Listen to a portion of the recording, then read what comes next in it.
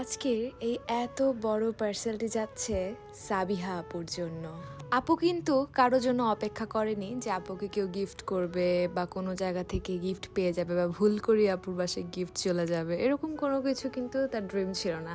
তার ইচ্ছে ছিল যে এই প্রোডাক্টসগুলো তার দরকার, সে নিজেকেই নিজে গিফট করে ফেললো। মানে এইটাকে বলে সেলফ লাভ। সেলফ লাভের থেকে বড় ভালোবাসা আর কোনো কিছু আসলে নেই। ঠিক আছে, আপনি অন্য কাউকে ভালোবাসার আগেও আপনার নিজের প্রতি ভালোবাসা থাকতে হবে। আপনি যদি নিজেকে অনেক বেশি ভালোবাসেন, আপনি আশেপাশে সবাইকে ভালো রাখতেও পারবেন, ভালোবাসতেও পারবেন। নিজের প্রতি ভালোবাসা আছে কি না নাই, এটা কিভাবে বুঝবেন বলেন তো?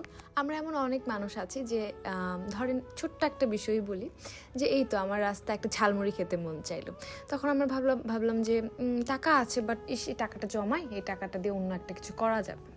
তো আমরা যেটা করি, ওই ঝালমুড়িটা আর খাই না। এটা ছোট একটা এক্সাম্পল বললাম। তেমন হচ্ছে